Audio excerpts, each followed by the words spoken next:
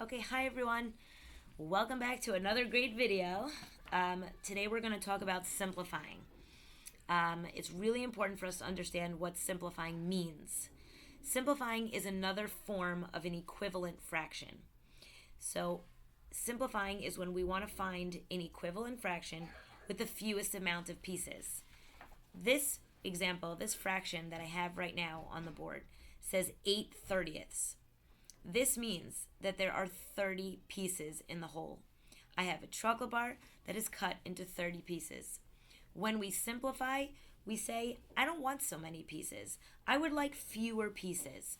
I would like less than 30 pieces. We talked in class about what operation we would use to try to get ourselves to less pieces. And we all agreed that we would use division because we would take all these objects, all these 30 pieces, and start putting them into groups.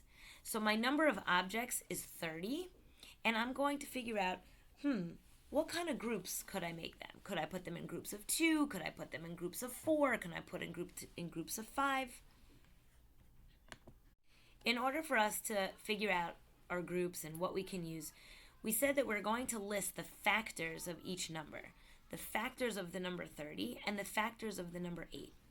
And we're going to look for a factor that they have in common.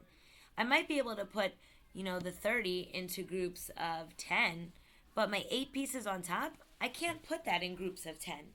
So we have to find factors that work for both of them.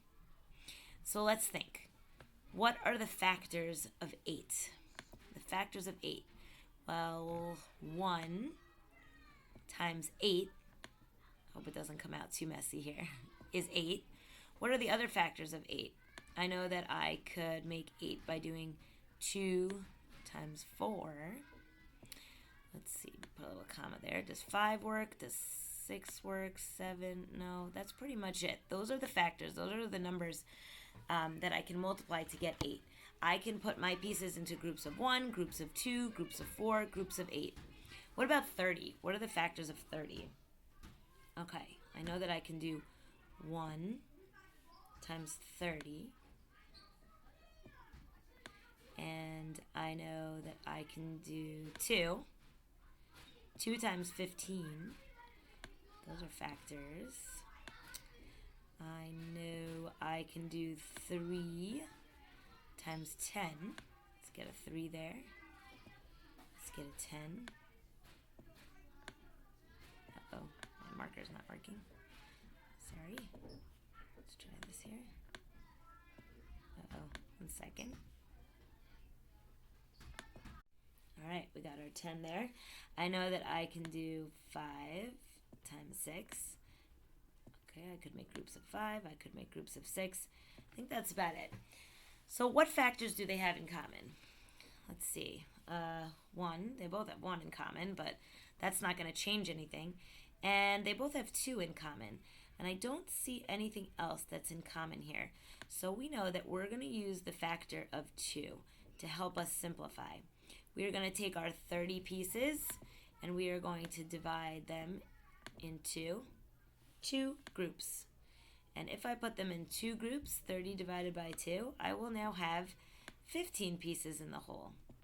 And if I take my 8 pieces, and I'm going to also put that into 2 groups, I will have 4 pieces in each.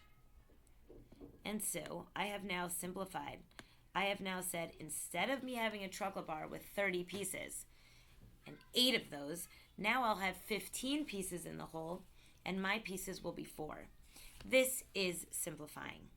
Find the GCF, the greatest common factor of each one, the numerator and the denominator. Use that to divide, and you will get your fraction in simplest form.